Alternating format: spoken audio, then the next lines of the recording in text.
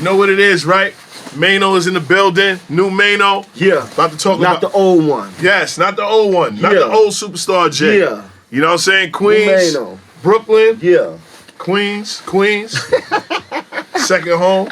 Farmers Boulevard and all that. Yeah, Dunkirk. Yeah. He said Dunkirk, man. Liberty, Henderson. Yeah, yo, he said he's playing in the Little League, in Petersfield. We up next, you heard? You know what it is, Superstar J VIP Saturdays. No introduction right here. This is my brother right here. New Maino. Yeah. Yes, man. What's the vibes? Shout out to my brother Maino. We've been doing this for a long time. Long time, my dog. Yes, a long time, man. I appreciate you coming through the VIP because you seen me like grow. Man. Remember, I was like an intern. Yeah, and then you was lit, like quick. Yeah. I think our careers actually started at the same time. We always say that. Yeah, I was bubbling on the mixtapes and the DVDs, and I was trying to catch my wave, and then you was coming up around the same time. The first person I heard mention you, I think it was Busta. I think you had something going on with Busta. Mm-hmm. Busta was saluting you crazy though. But this is back when we used to have to come to the Coliseum. No, that was before Busta. That was Nah, I'm telling you. I got my facts together. Busta was saluting you, right before me, and talking about you being the guy, on the Coliseum block. Yeah. You know what I'm saying? You remember, because this was the days when y'all had to physically take those CDs, those tapes and them CDs and move them around. Canal. Yeah. Fordham Road, Brooklyn, Bronx, downtown. Yeah. Harlem. Everywhere. Yeah. That was the grind. That was definitely the grind because we first met was on Young Jeezy's release party. Mm-hmm. And it was on a roof. On a roof, Shout out to Tone Bird. Yeah, I remember that. Tone Bird was like, yo, this is my man, Maino. Mm-hmm. And everybody was kind of like shook of Maino. Wow. I never knew why. I don't know why, too, because you was always a good friend of mine. I think I was I think you kind of felt like I was not like the certain type of DJ. Shout out to Ball, man. Ball was like, yo, Maino, this is just Maino right here. Yeah. And I remember that. We meshed ever since. Like Maino, I have to give you your flowers, man. I don't think nobody ever gives Maino his flowers because you remember I showed you a mixtape that I did and it had everybody. Mm-hmm. Papoose, you, Gravy, Shay Davis. It was a couple of in French Montana. It was everybody coming up. Right. And I got that poster in my studio. And it's only three actually. Yeah. That survived everything. That was French Montana. Yep. Papoose. That's right. And Maino. Yeah. Did you ever think at this time, 2024, man, this was 20 years ago that we met each other. Mm-hmm.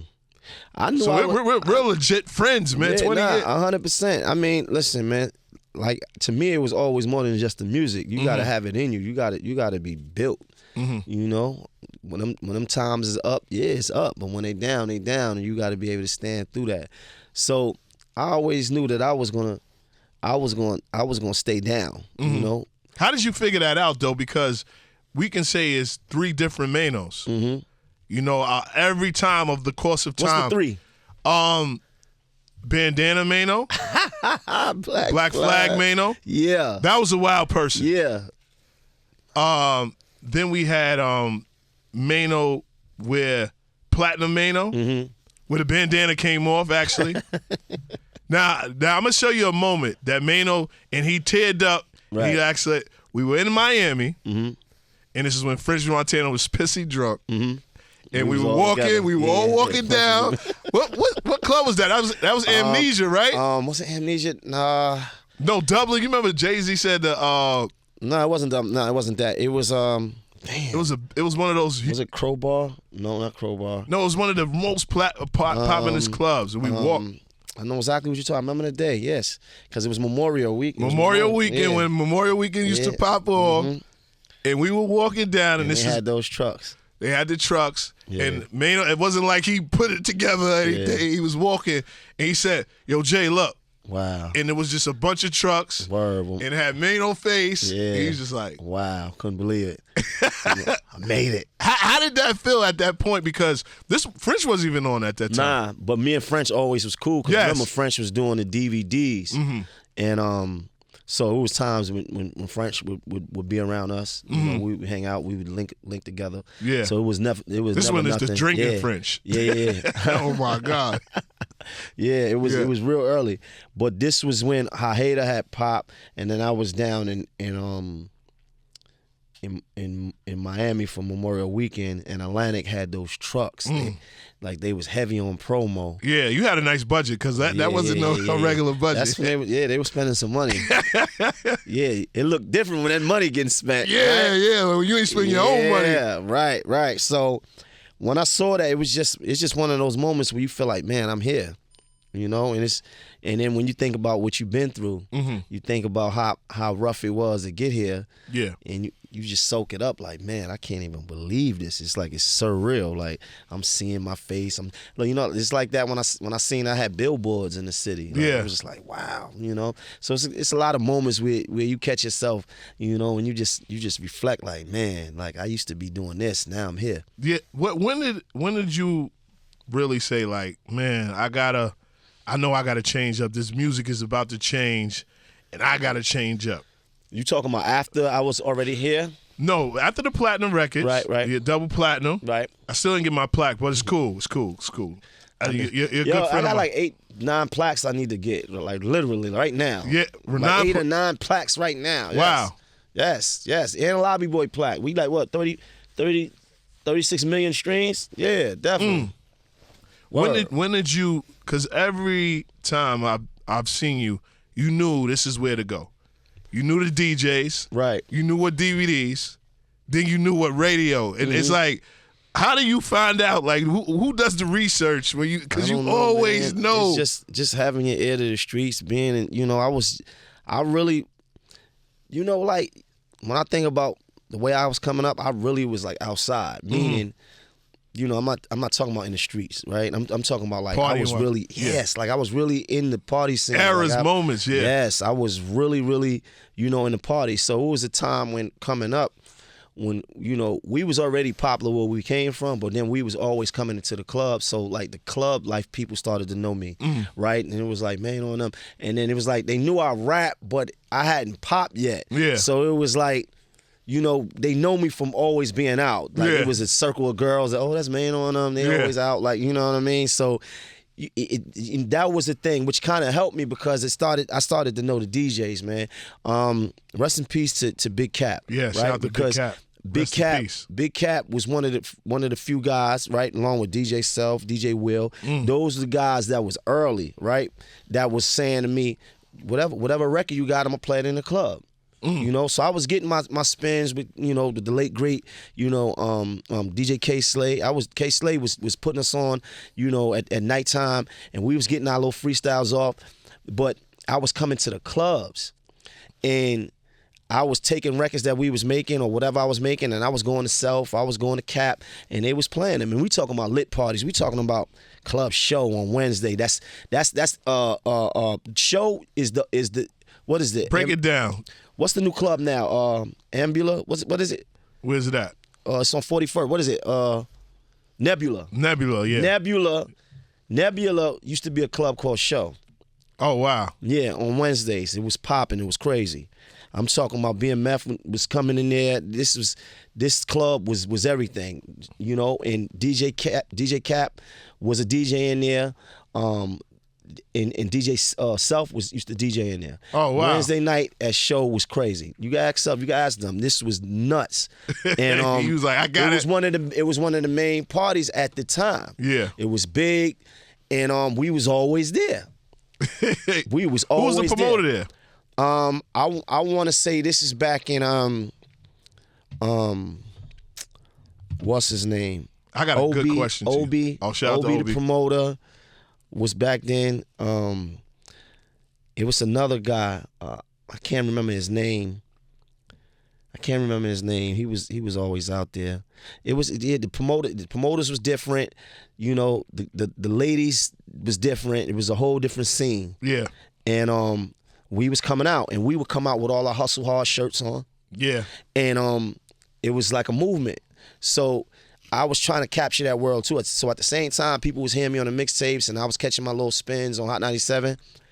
I was outside in the clubs. Yeah. You know? But at that time, I felt like, and I think you can say it, that it was more bigger to just have your record played in the club. Radio wasn't really, it was cool to have it on hot and everything, but I felt like that that movement right there, when you had the record in the club and you did so many remixes. Right. Remember, I told you we could do a whole hour of Maino. Right. Nah, definitely. Nah, we was trying to do everything. Like, you know, when you hungry and you just trying to find what's gonna work, right? You know, a hot record come out, we gonna jump on it. Yeah. You know, because I was using my resources and I was using my relationships. Yeah. So if a hot record came out, I had DJ Enough number. It's like, yo, I just did such and such over. I'm gonna send it to you. Yeah. You know, like it was different. It wasn't, you know, they could play it. It wasn't as the mix show list, and it wasn't that yet. So I was working and using my relationships in every aspect. I was getting on and then when the smacks and all that came, that's when they started to see me, right?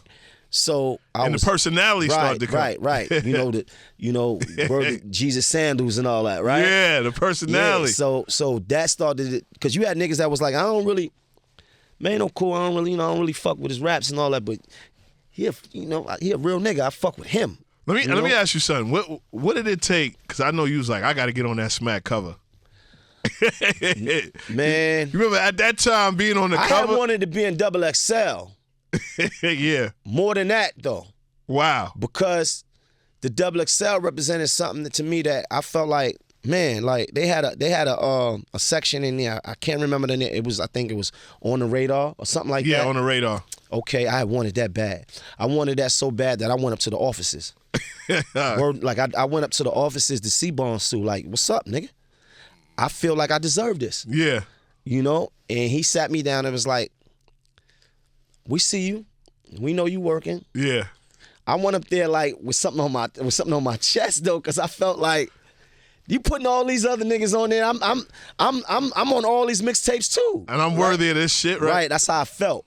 But he said, listen, when it's your time, we gonna come to you. You ain't gonna have to even worry about it. And he, you know, we sat and we talked about it, you know, and I was just like, I feel you,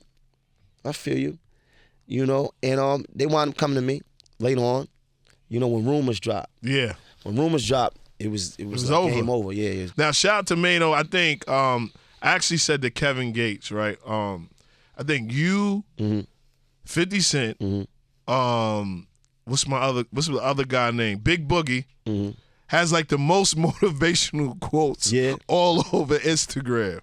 Like, you know, I know you see this shit. Yeah. Like, I wish I would, because I know you're a business person. You're like, man, if I can really get the algorithm and get paid for all the Maino fucking clips of the do you be feeling sometimes when people interview you, they be trying to get that motivational clip off of you? Nah. When I do interviews, it's cool. It's like sometimes when the nigga be like, see me in the street, you know, and have his phone up and be like, yo, give us some game, Maino.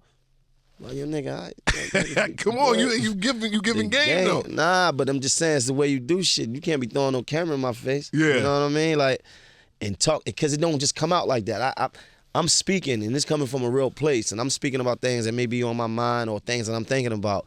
So it's not like it's just randomly coming out. Yeah. So you walking up to me, and I'm tripping outside the club and all that, and I had some drinks, and I got ladies with me and all that. You talking about give you some game. Yeah, you party hard, man. I seen you went back to Sweets, too. It was the midget wasn't there.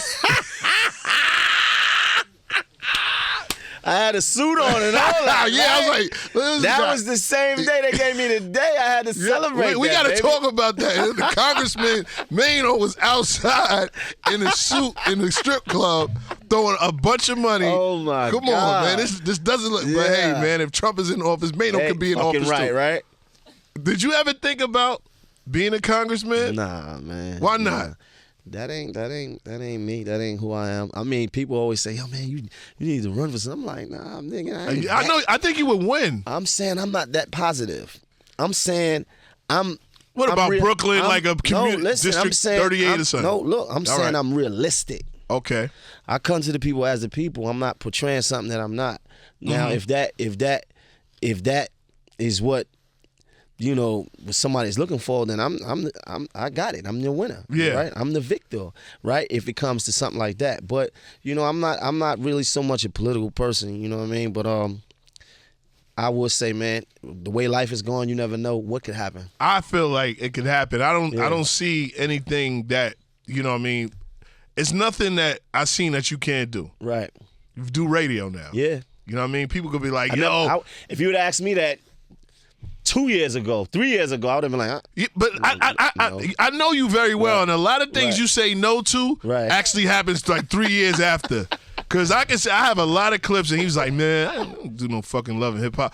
And you said it. You said it on my show. I couldn't turn that money down, man. It was a different type of bag. It was a nice bag. I'm gonna tell you that.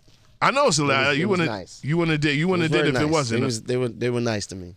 Now let's talk about it. Maino Day. Yeah. Why you didn't say your real name? You just wanted to do. Nah, it's more special as Maino Day. Like Jermaine Day can be, you know, whatever. Like, you know, when people know me as that, right? And it's like I chose August 16th because that's my mother's birthday. God bless her. Yep. Leo. Leo. I'm a Leo too. That's Leo right. woman, very faithful and crazy too. Yeah. My mom was crazy as shit. I tell my mom, I said, "Mom, I feel like I'm the big homie of the family." She said, "I'm the big homie of the family." I said, "I'm the big homie of the family." She said, "No, I'm the big homie of the family. I'm gonna send you that footage. We going back and forth." You know. How did it feel that your mom's, you know, because your mom's been, you know, with you through your bids. Yeah. But to see you change your life and change her life. That's the greatest. That was the greatest reward of anything. Actually, you know, my mother actually seeing me do something because. For some reason, and I done been through a whole lot of stuff with my mother. My mother done been locked up over me, kicked out of the projects over me. She know what we was on, right? She dealt with it all, right? And she would always still tell me, while I was in prison, in the box, whatever, she'll write me letters and tell me she proud of me. And I used to say, man, what the fuck you proud of, man? Like, I ain't never done nothing worth being proud of. Right? But I didn't understand, but I guess she did, and in her way, she was just proud of me for never giving up, for still, you know, being her son and still shining, even though I was around dim times. Even, you know, you could be going through a dark period of time, but you can still shine, you know what I'm saying? Yeah. And you can live off hope. So no matter what I was going through, I still was there. My spirit was never broken. So she would say she was proud of me.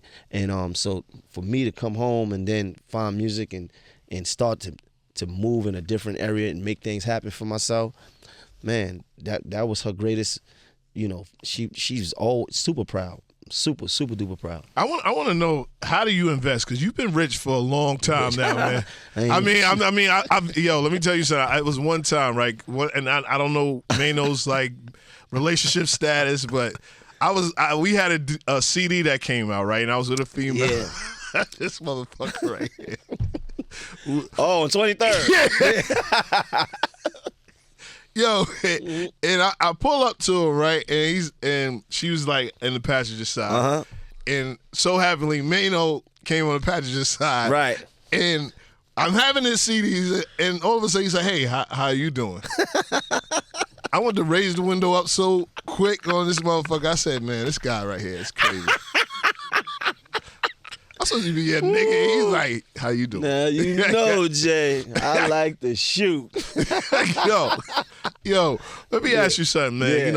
You know, through all the you've been in the game for a minute, and over 20 years. No, and about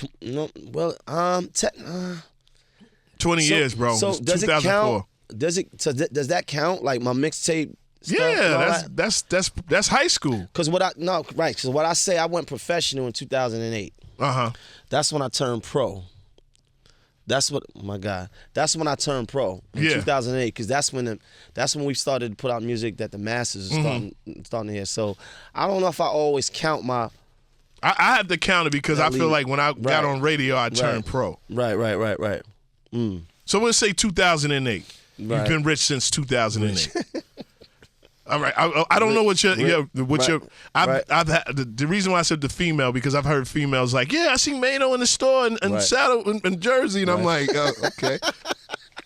And I'm like, wow, okay, he lives somewhere different. And this is like 2008, 6 or something. Man, you know what I mean? Niggas are still eating Chinese food. I'm like, damn, Maino's actually out there.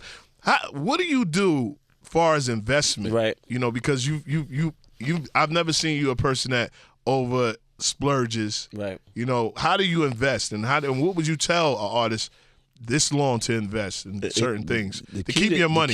The key to anything is information. Information, right? We could be walking up and down the street all our lives. It could be a building with $1 million in it.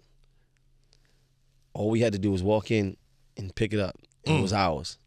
But if we didn't have that information, we'll be walking past it all the time. Mm-hmm. So the key to anything that you do with your do with money, or anything you do with your brand, to bring in money, is information. I'm thirsty for information. I want to know what's going on. How can we get money out of that? Well, what can we do with this? I call my man Golf 30 times a day. Wow. Just for information. Information and ways to get money. That's it. I've always been like that. How can we figure? What can we do? What can I do that can help this? Is this, if we take this, how much can we make? Yeah. So it's just, my mind is just computed like that. I'm just always focused on trying to see what we can do to keep benefiting. And you're very humble. It's a lot of avenues that you have your hand in. Right. Even artists. Right. You know what I'm saying? Like Team 80, you know what I mean? Like so my brother 80. Definitely. Yes. Yeah. You never like say, hey, you know, I was a part of that. Nah, I don't even. Yeah, because you know when it comes to 80 and it comes to Lola Brooke, yeah, that's the house that we built, right? And yes. we can't. It's no Maino without 80, right? And vice versa. Like we started this together, and you know, and then he went off and created his own thing, right? And, and then we see Lola Brooke, we see Bleezy and D.O.D., right? And look what's happening. But that was all built in-house. Yes, you both. Know what I mean? 80 and Maino. Yeah. How proud are you to see that Lola Brooke took it to a super proud. And one thing about you, man, you know, man, shout out to Jermaine. You ain't a person like, yeah, me and you gonna do a record. You like, nah, I'm like, no, we did. Right. I let them do. Right. I let them go and do, you know, what she needed to do. Yeah. Because I understand when it hits and it's fast, everybody's pulling, everybody wants you, everybody needs you, everybody wants something. Yo, y'all go ahead and do that. I'm here. Whatever y'all need from me, I'm supporting, whatever. Mm-hmm. But when it's time, I'll come. We just did a record for the Lobby Boys, me, her, and Jim. Oh, wow. Yeah. She stayed in the studio with us all night. Crazy. Know? Yeah. It's dope. I'm going to play it for you, too. It's crazy. Maino is in here. We're going to lobby for him 4 years from now. Lobby. Yes, lobby. For him to be the congressman. Just to start off a little bit light. Brooklyn district, you know what I mean? Brooklyn borough president. Yeah. Brooklyn, you know what I mean? Let me ask you something. If they did give you that offer, if you decided, what would you change in Brooklyn? Man, I want to start, like I tell everybody, man, I want to really start targeting, you know, at youth, at risk youth, you know what I mean? The ones that's early in their development. They haven't really touched all they criminal side yet, but it's still, you know, they may come from, you know, harsh backgrounds, you know, father gone, mother on drugs, grandmother can't raise them, you know, they starting to get in trouble at school. Those are the ones I want to target because that was us. Yeah. Right? And I'm saying prevention is always better than cure. Let's not wait till he's 30 years old and he done did 2-3 bids and then we like, you know, let's try to do something with him. Yeah. Let's get them early, right? Prevention is better than cure. So that's one of the things I'm passionate about because that was me. That was me growing up trying to, you know, having all this energy and no way to curate any kind of skill that I might have, you know? What do you feel about New York music now? You know, I know this is always the question, and I feel like people don't give you your flowers because you are one of the New York artists that went platinum. Like I can say, I've went platinum. Yeah, definitely. And I think that you solely can give advice to certain people when they got to listen. Why do you feel like, you know, they saying, oh, the drill's over and some of these kids is they're not looking at New York artists like they used to? I know what it is. And then, you know, even outside, like me and my son have this talk all the time. Your son's a rapper too, right? My son raps. Yes. Shout out to my son, Zay Flacco. You know, he like, Dad, you know, a lot of areas don't really care about our music coming out of New York. And I want to say that I understand that, but we still gave birth to Fabio. We still gave birth to Pop Smoke. We still gave birth to a lot of artists recently, you know, Lola Brooke, that have actually put up national numbers. So it's like, but what does it take? That's what that was my question. So what it takes, because you're outside of New York, you can go to California and people know who Maino is. I think what it takes is individualizing themselves. I think the only issue with the drill, because I love the drill, I love the sound, I love that they're having fun. My only issue with that is that a lot of them all just started to sound exactly the same. I don't think nobody was trying to do something outside of the formula. They was like, okay, that works, I'm gonna do the same thing. I'm gonna make my voice the same way. Like, it started to, when it starts to become 20 records that I'm hearing back to back, and I can't tell you who they are because they all sound exactly the same. Yeah. The tempo, the cadence, the voice, it's all similar. Then we not individualizing ourselves. It's nothing special. Yeah. So when you hear Pop Smoke, it was special. You heard Pop Smoke. You heard Pop Smoke. Fabio sound like Fabio. Yeah. Lola sounds like Lola. Yes. That's the thing. You got to individualize yourself. As long as even like when you like Chef G and Sleepy Hollow, I love them. Yeah. Right? They sound like them. Yeah. They got their own style. They got their own way of approaching that music. It's the ones that only sound like others. It's hard to see if you're great. Wow. You know? That's the issue. Now, also, just breaking, I talk to a lot of artists, and I always say, you know what I mean, shout out to you that I never want to lose my ear. You know what I mean? You know what I mean? Because we got people that's our age, and we're like, man, why are you judging a 20-year-old? Why are you even listening to him? Right. But I love music. So I just feel like they stay in New York. And you, like you said about Lola, like, yeah, they got that moment because you had your moment, and it's like every promoter calling you, yo, come to this club, and it feels good. You know, you get to Connecticut, shout to Big Mike, you get the big mics, and you know what I mean. He makes you feel impossible. Then when you go to like Buffalo, and Buffalo's still in New York, and it's like they don't know that record. Yeah. That happens. You can be living in a bubble. Yeah. And you could be thinking you the biggest shit in the world, and then you get someone else and be like looking at you like. And I think you found out about that, and that's why you. I found that many times. That happened to me many times. What was it one time that give me experience? You was like, yo, what the fuck? I gotta do my research. I gotta get up with these type of. We was getting on the road early. I remember one time when I was hanging around Kim early on, people was knowing me for that. And then when Rumors came out, it was like, okay, you the guy that made Rumors, right? But everybody didn't just know me, you know what I mean? So you gotta match your face with the voice, with the personality, and then you got to get to a place where when people walking down the street, they go, oh, that's such and such, that's Superstar J, that's Maino. That take time. Yeah, that take time, and that takes individualizing yourself too, being an individual. If everybody is sounding like this, I don't want to sound like that. If everybody's looking like this, I don't want to look like that. So you got to carve out your own niche. You know what I mean? So, but yeah, I've been through that. You know, I walked in the clubs and nobody know who the fuck I was, and then until the song came on. Yeah. Right.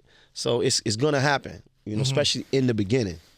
Was it? And I'm gonna get off of that. Was it that you picked like certain records that you like the T-Pain record really made you go somewhere else? Right. It wasn't even like, oh, it's Gangsta Maino. It was a record that felt vibey. Did you say, yo, I need T-Pain on this record?